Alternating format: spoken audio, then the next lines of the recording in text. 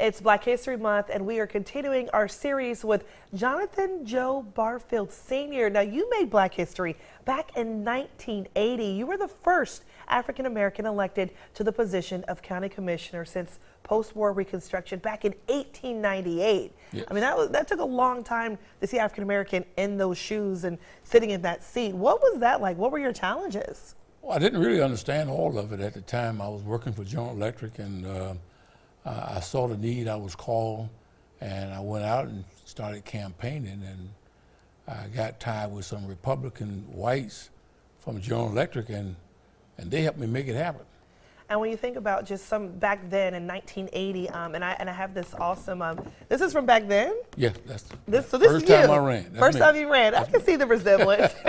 But I mean, I'm looking at some of the awesome paper. Even this is from 1980. A really cool, just what was it like seeing yourself being honored? What did it do for the Black community at that point? Well, it did a lot, especially grassroots blacks. They were very, very appreciative. They came out and supported me every time I ran. It was good. Now, you saw the start of the county sewer. Talk about just some of the impacts from 1980 to 1992. That's how long you were county commissioner. Construction of the airport terminal, restoration of the old courthouse, and development of the senior center, as well as funding for school construction. Talk about some of those things and what it was like having an impact on those. Well, the senior center was a great one because it was hard to get anybody to do anything. I met with 3 white males downtown to Liverpool, and they asked me to spearhead it, and I did, and we made it happen. The water and sewer, I was on the water and sewer district. Several of us used to fly around the country looking for another landfill and incinerator, and I was one of the ones that, because I worked in engineering at GE, so I had a background to help do that, and we got that, and the airport. Well, looking at your childhood, when you think about, tell people what was it like at Wrightsville Beach, and Lumina Station didn't exist. What was it like back then, even integrating in middle school? Well, back then I never integrated into any kind of school. We stayed in Williston until integration came in. I'm sorry. But the thing of it is, I had dreams, and one time I was at Wrightsville Beach. I was 16, working on a garbage truck. And I said, God, why can't I have the privilege of going down that water in one of those boats? Why can't I live over here? I went to the parade, and I said, God, why can't I sit up in the bleachers? Well, I got a boat. I bought a place at Carolina Beach, and I sat in the bleachers for 12 years.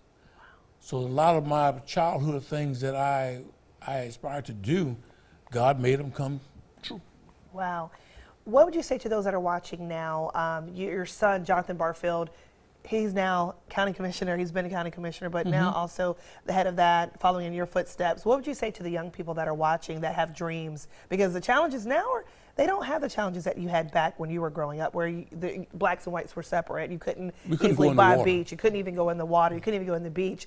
So you hear a lot of young people complaining about challenges. Nothing like that. What would you say to them that are watching? Well, I had a young man that called me today to be a mentor on helping him to get into real estate and stuff of that nature. So I say most to the black parents and black adults, stand behind your children. Stand behind them and push them. My grandson came to me, he said, Papa, he said, I want to sell real estate. I gave him the money to do it.